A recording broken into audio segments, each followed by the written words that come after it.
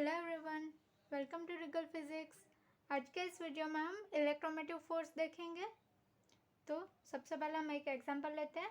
Electric circuit in which battery is connected to a light bulb.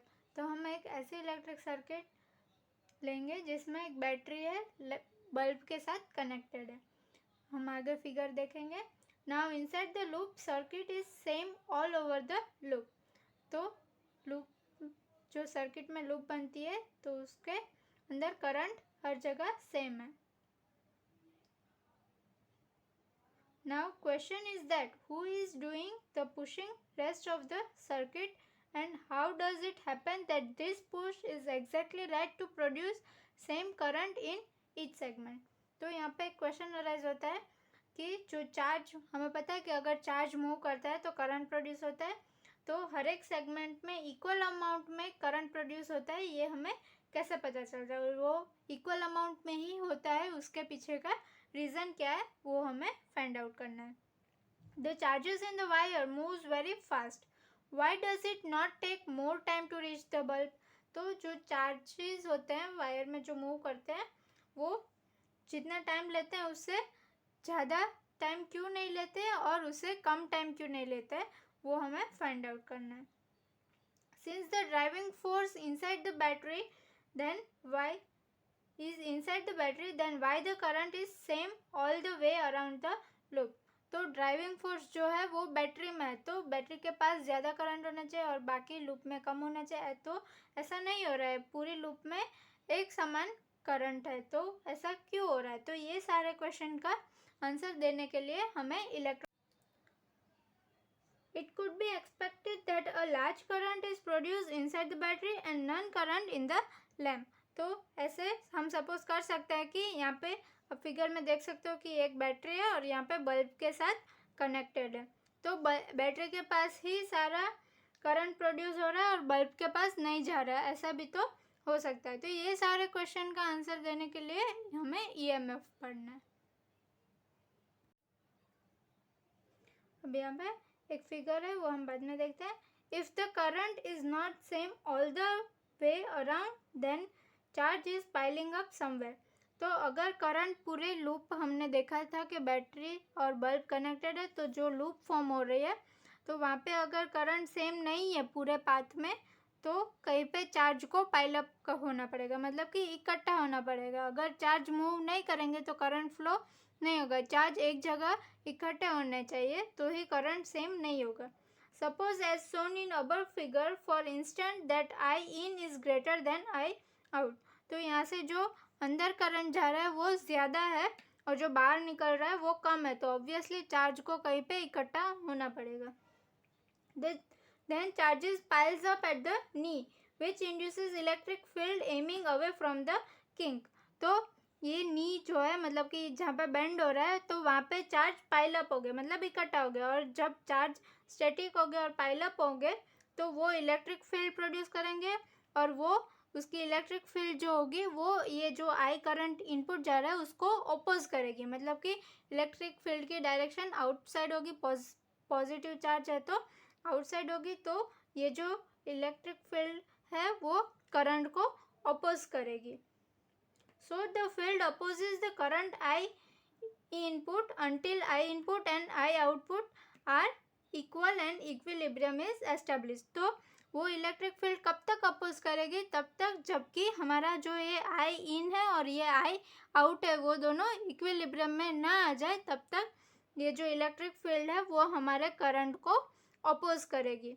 क्योंकि यहाँ पे ये जो नी है, मतलब कि बेंड हो रहा है पोर्शन, वहाँ पे चार्ज इकट्ठे हो रहे हैं, इसीलिए इलेक्ट्रिक फील्ड प्रोड्यूस होगी और वो अपोज करेगी।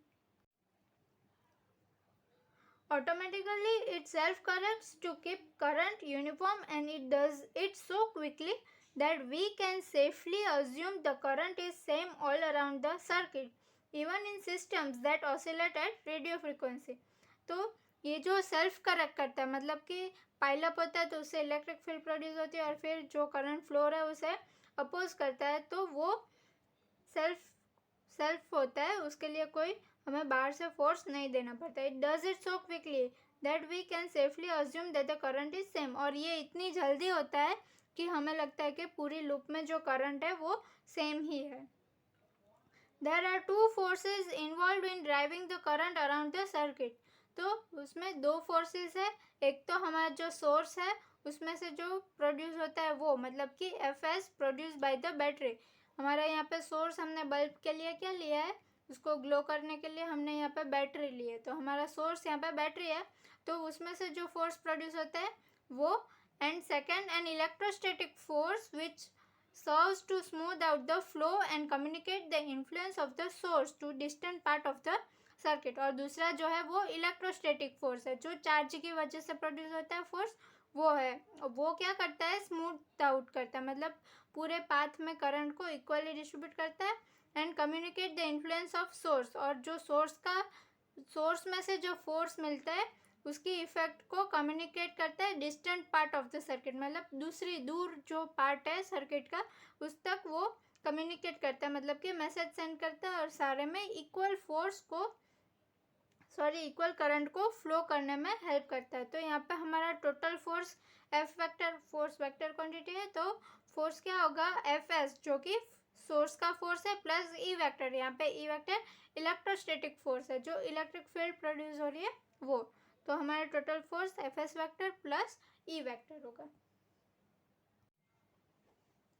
Now Fs can be any physical agency. तो हमने अभी देखा कि सोर्स हमारा बैटरी था, तो वो कोई भी फिजिकल एजेंसी हो सकती है. केमिकल एनर्जी भी हो सकती है, इलेक्ट्रिकल एनर्जी हो सकती है, mechanical pressure, electrical impulse, photo electric cell etcetera. ये जो फोर्स है वो कहीं से भी हम दे सकते हो, कोई भी फिजिकल एजेंसी से हम फोर्स दे सकते हैं. हम केमिकल एनर्जी दे सकते हैं, इलेक्ट्रिकल एनर्जी दे सकते हैं, फिर ये mechanical pressure, electrical impulse, photo electric cell, कुछ भी कनेक्ट करके हम उसको करंट दे सकते हैं, फोर्स दे सकते हैं. The close line integral of the force through the circuit will give the EMF of the circuit. तो हमारा जो टॉपिक है EMF, वो हमें क्या मिलेगा, closed line integral of the force through the circuit.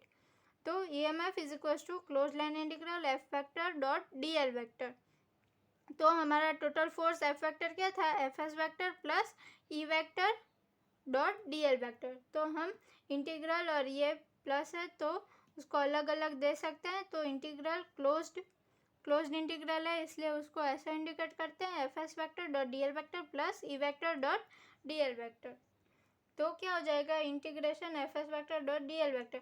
और हमारे इलेक्ट्रोस्टैटिक फील्ड्स के लिए E vector dot DL vector 0 होता है. तो इस टर्म में हम 0 पुट करेंगे तो हमारे पास खाली EMF बचेगा, close line integral of Fs vector dot DL vector. ये खाली इलेक्ट्रोस्टैटिक फील्ड्स के लिए close line integral of E vector dot DL vector क्या होता है, 0 हो जाता है.